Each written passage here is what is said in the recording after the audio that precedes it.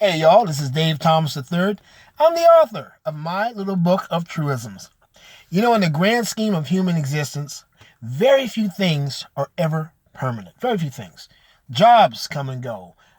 Relationships come and go. Boyfriends and girlfriends come and go. Good times, they come and go. But one of the things that are not nearly as permanent in our lives, and that a lot of times and with a lot of people feel that they are bad habits. Bad habits don't have to be permanent at all. As a matter of fact, they are the least permanent element of a human existence that there is, even though they exert so much power on what we do as people. You see, to replace a bad habit with a good habit, you just need two basic operating components. One, you need discipline. And two, you need good principles to replace the bad habits with. Now, why do I say that in regards to the principle aspect of it? Well, that's because what led you into a bad habit anyway were what? Bad principles, right? So what's the first thing that's got to go? You have to reform how you see things and how you think, right? Now, the good thing about changing out a bad habit with a good one and good principles is you can actually introduce good principles and good actions at the same time.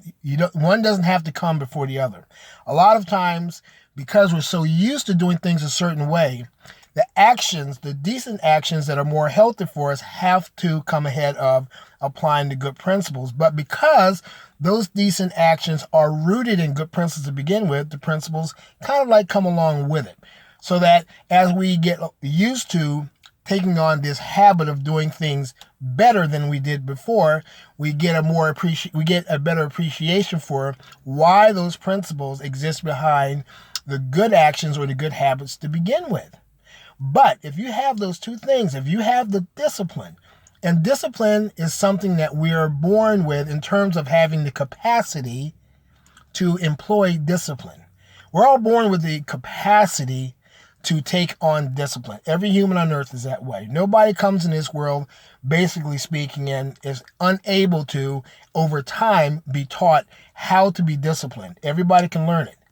But once you've got that under wraps, once you understand the importance of discipline in your life, the habits that will ordinarily hamper us through life, keep us from accomplishing our dreams or reaching achievements or setting goals, those things tend to have a lot less power, especially the more that we practice the principles of being decently habitual people. It's really that simple. If you have discipline, number one, and the actions that go along with good discipline, you can stay away from being a person who is subjected to their own bad habits. For example, I love to eat fried foods. I love it. I love it. I love it. Especially fried chicken. You throw some fried chicken in front of me, I'm there. I'll walk 10 miles of bare road to get fried chicken. But my cardiologist and my primary physician say, you need to stop eating that stuff, Dave. It's bad for you. In fact, they've gone as far as to say if I continue eating like that, it's going to kill me. So what is the impetus here?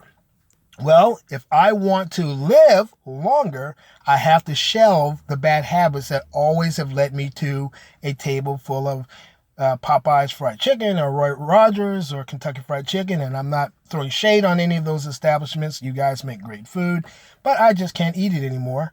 And now I have to make better dietary choices, right? And I have to get used to it in order to keep it up. So there are two principles at work here. Again, I have to have the discipline to stay away from the bad stuff to begin with. That's part of the actions.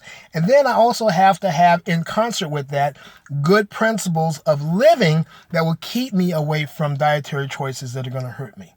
So if you have those two things, discipline and good principles, you're well on your way. The bad habits won't take root into your life as easily as they may have in previous areas of your existence. And when you are subjecting yourself to a bad habit with good principles and good action, you can get rid of those habits. That's the basic thing that drives all of life, is our choices. And a lot of times our choices are deeply rooted in what we do habitually as humans. And that's what my book of truisms is all about. character and talent reformation, building yourself up and ascribing to the talents that you have and using those to profit your life emotionally, spiritually, psychologically, and any other way that you can think of. Well, anyway, again, my name is Dave Thomas III. I'm the author of My Little Book of Tru-i-zems, and this has been your moment of truth for today.